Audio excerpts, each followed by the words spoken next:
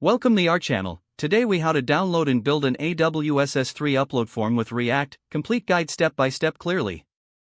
To get started, we first need to set up a new React project. Open your terminal and navigate to your desired project directory. Run the command npx create react app s3 upload form to create a new React application. Once the project is created, navigate into the project folder using cd s3 upload form. Next, you will need to install the AWS SDK.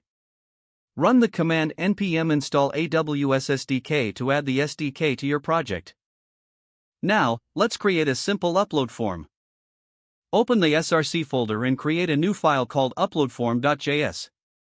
In uploadform.js, start by importing React and the necessary AWS SDK modules.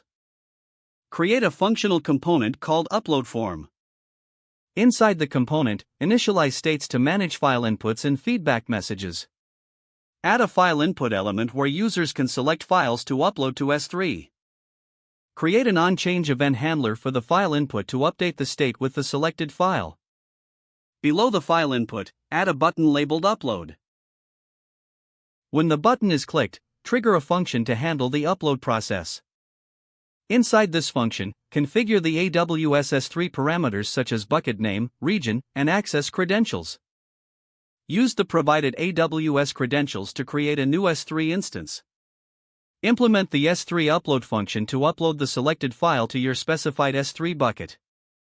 Handle both the success and error responses from the upload request.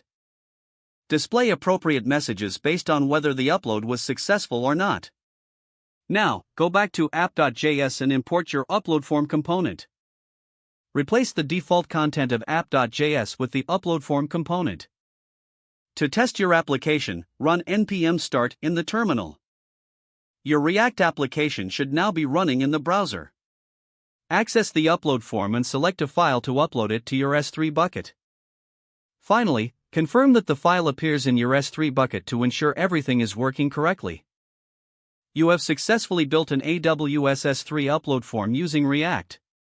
If the page does not load, refresh the browser or try again in a private or incognito window.